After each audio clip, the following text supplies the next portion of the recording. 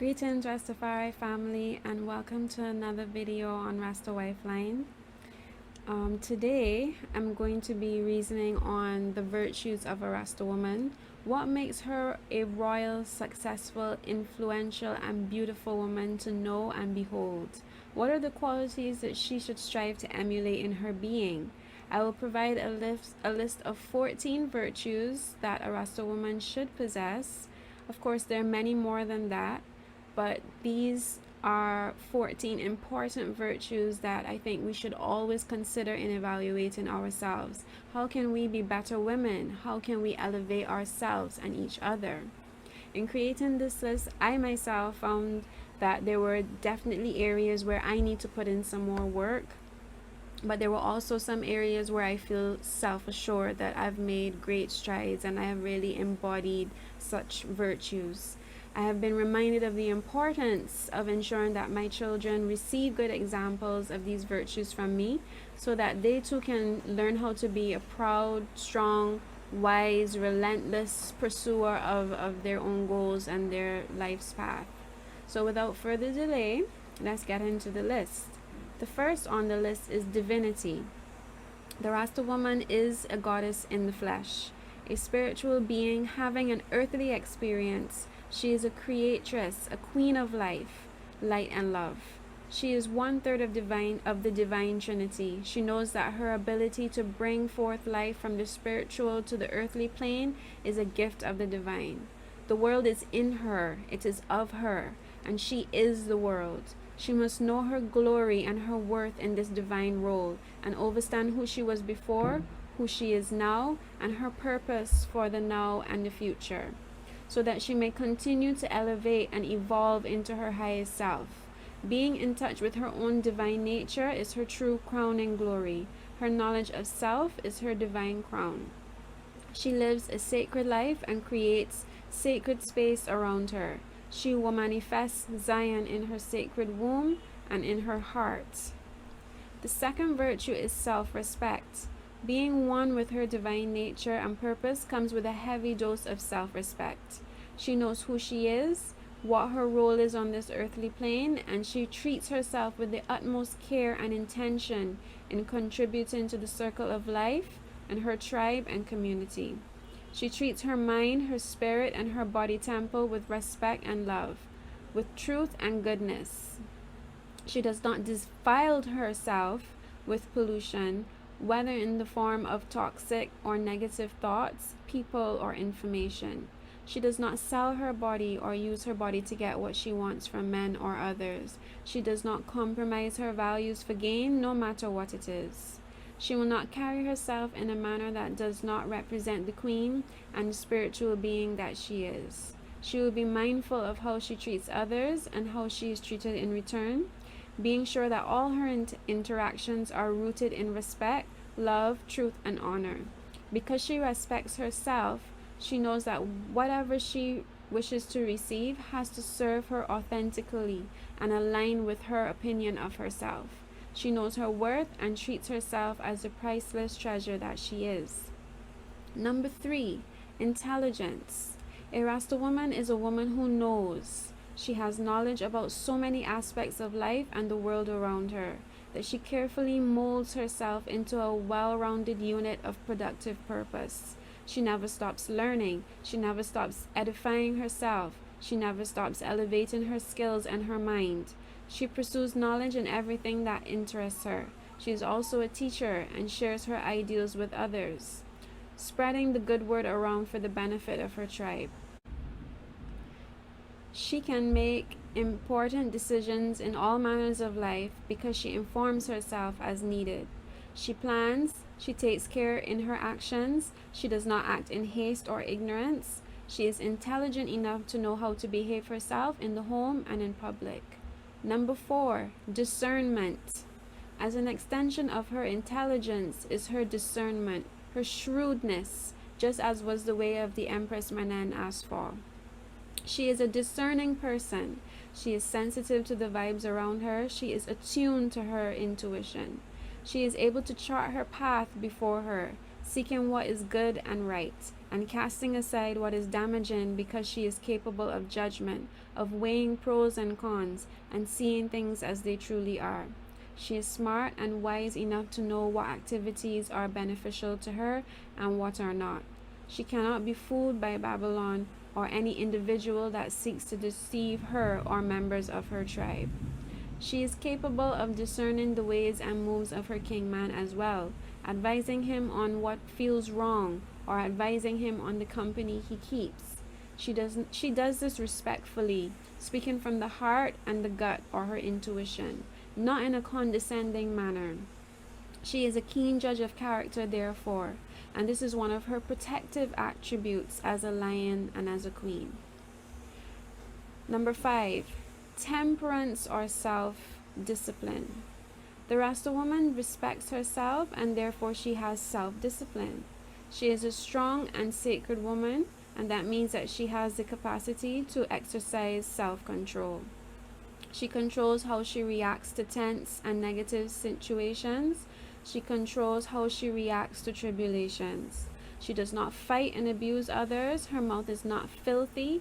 She does not cuss, and I will say excessively, because we all know that sometimes a few words may slip here and there.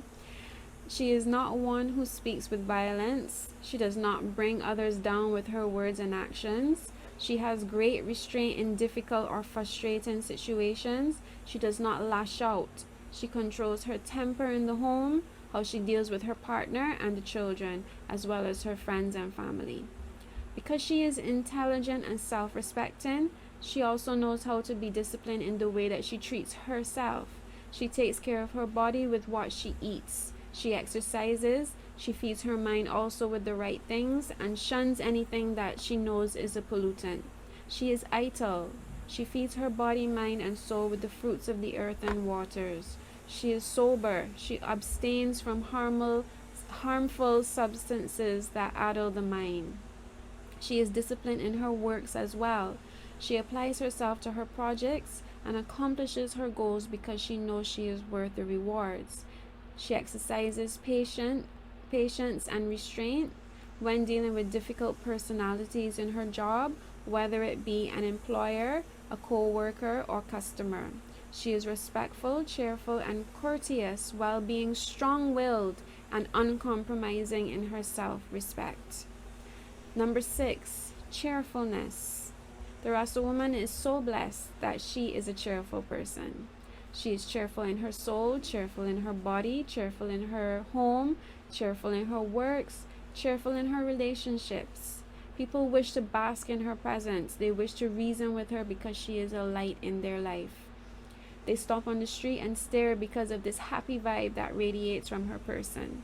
She shines the light of Rastafari, the goodness of His and Her Majesty. Her kingman is so proud of her beauty, which is not just her outward appearance, but defined by her heart, her vibes, the way that she carries herself. Her cheerfulness makes him cheerful and makes him feel uplifted and strengthened. Number 7, courteousness. To add to cheerfulness is a strong measure of courteousness or politeness. In her positive attitude, she is courteous to people. She speaks with kindness. She is encouraging. She knows how to treat people in the manner in which she wants to be treated. The Rasta woman has manners everywhere she goes. She has respect for her elders and strangers in the street. She does not act or speak out of prejudice and racism, and handles such situations with a level head and with diplomacy. Number 8, cleanliness. The Rasta woman is clean. She is clean mentally, physically, and spiritually. She exorcises all demons from her mind, body, and spirit. She banishes everything destructive from her past, that she may start a new life in Rastafari with a clean slate.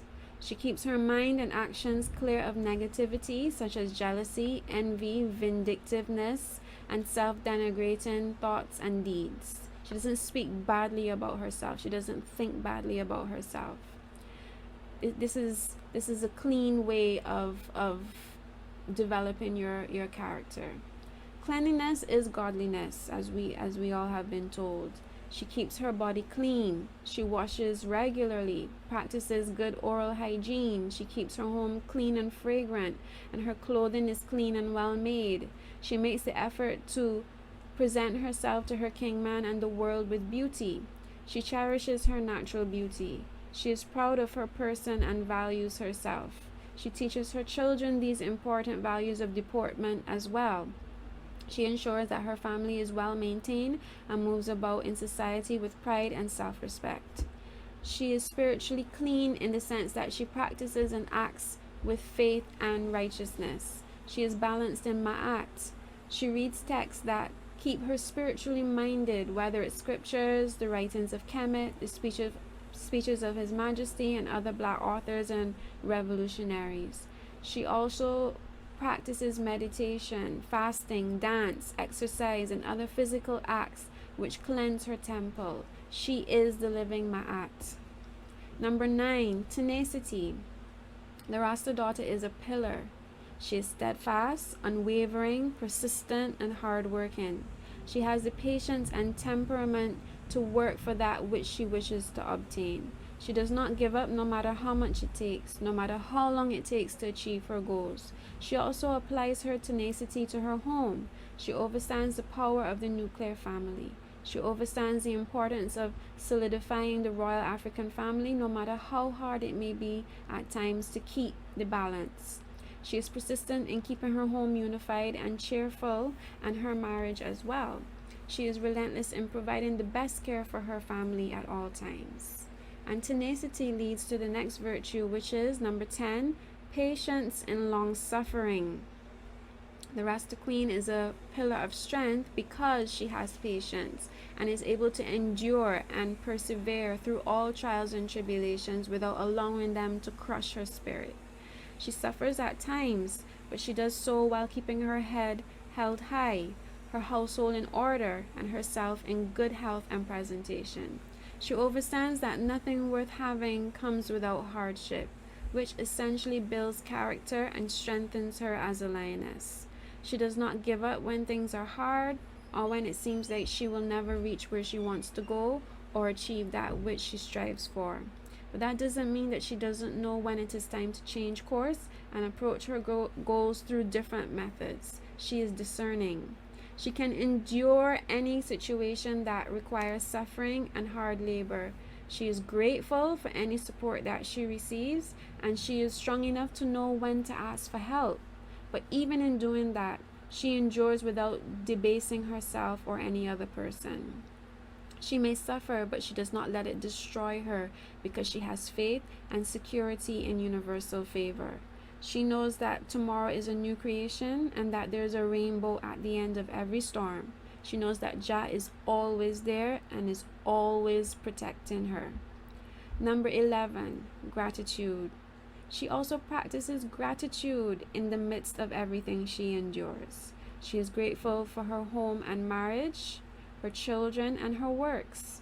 She wastes none of her gifts, none of her opportunities. She is grateful for whatever she has and has the ability to find joy and edification in each day and situation. She does not waste her time comparing herself to others. She does not measure herself or way of life against anyone in a way that damages her self-esteem. She is grateful for where she is in life, and she is grateful to continue to grow and rise and to greet each day and each new opportunity. She is grateful for the inspiration and love that she receives to do this. Number 12, modesty or humility. Modesty can be related to temperance or self-discipline and self-respect. When we say modesty in Rastafari, one immediately think of how a woman dresses, meaning how demure or decent she is. Her long skirt, her long shirt sleeves, her covered crown, her lack of makeup or jewelry. This type of modesty is a personal choice that a Rasta woman makes for herself and is not necessarily the form of modesty that she lives by on a daily basis. While the demure style of dress is important, there are other different expressions of that today. Some may be modest but wear long pants instead of a skirt or a dress. Some may wear jewelry but no makeup. Some may not cover their hair but wear it neatly. it varies from person to person, even though we have that traditional sense of how a Rasta woman dresses. Being related to temperance and self respect, modesty is about a sense of reservation, decency, or propriety in not just dress, but in speech and behavior, and in how one thinks of oneself. Modesty is humility, the opposite of boastfulness and vanity. It shows a self it shows a sense of moderation, where a daughter does not engage in excesses or pretensions. The way a Rasta woman is modest still carries a strong sense of self care, self love, confidence, pride, and integrity. It is not that she is stripped of everything that makes her feel good about herself, or that she is prevented from having a voice in her home and community. Being overly modest in this way may do more damage to self confidence, personal happiness, and fulfillment in the long run. The type of modesty that we roll with is that we cast aside the ways of the world which do not serve the goddess self. We are humble enough to let go of what no longer serves us under the banner of Rastafari and in forging our divine path. We strive to be decent in multiple ways, kind and courteous, even tempered, considerate, and compassionate. The Rasta Queen is humble in the face of who she is, and what she has achieved. She understands that humility plays a role in her lifestyle because she is not just representing herself, but the Emperor and Empress of Ethiopia, the African race, her kingman, and her children. She is conscious of who she presents to the world. She casts aside the woman of Babylon. She casts aside bacchanalia or chaos. She is humble in getting to know who she is and what her life's purpose is. She takes the time to reflect on her ways and the nature of her personality. She comes out of the world to build that African queendom.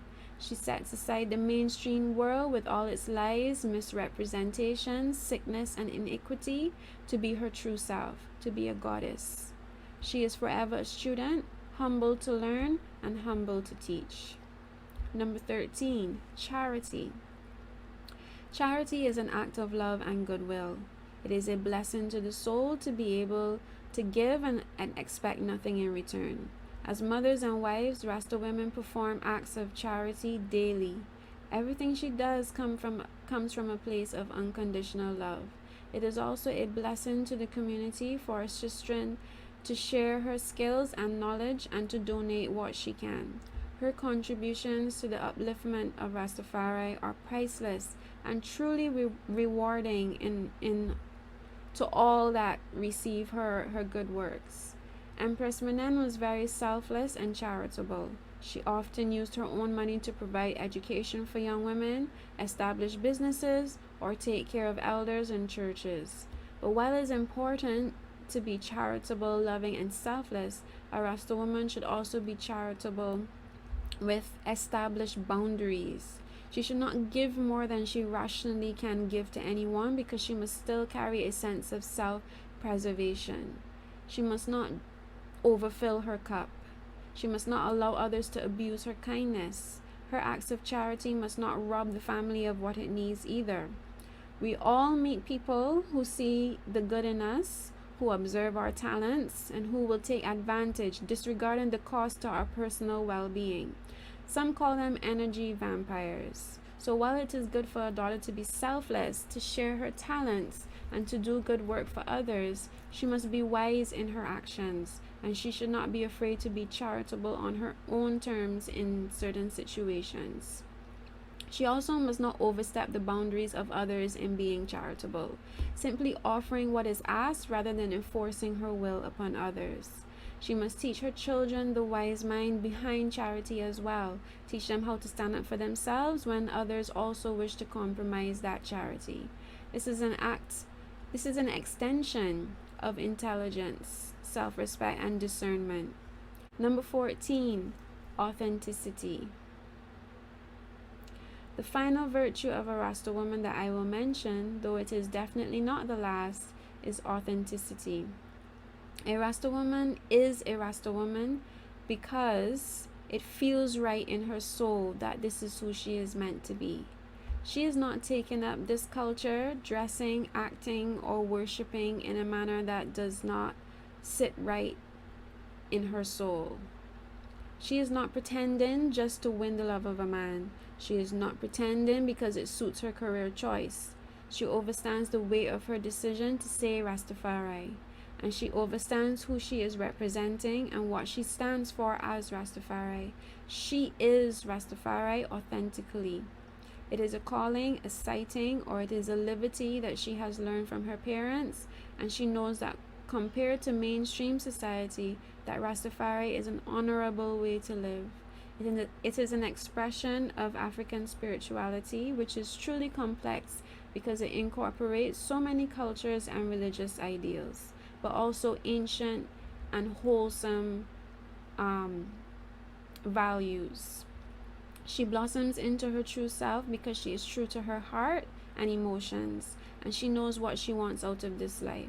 She is prepared to shoulder whatever burdens may come and to do it with her head held high because in her heart, the King of Kings and the Queen of Queens live and reign forevermore. Selah. So, to recap the 14 virtues that every daughter should possess, they are divinity, self respect, intelligence, discernment, temperance, cheerfulness, cleanliness, tenacity, patience and long suffering, gratitude, modesty, charity, and authenticity. So that's the list, and I encourage you to write in the comments and here on YouTube or on the blog which virtues resonate with you the most.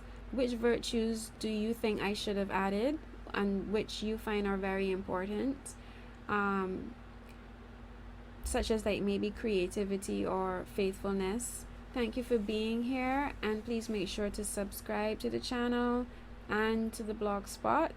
You can also like the video if you found that it really resonated with you today and it was a positive message that you were glad to receive. Any kind of encouragement as a simple like button, it goes a long way in inspiring me to keep creating this content. So I thank you for joining me for this reasoning, and I look forward to seeing you again. Blessed love.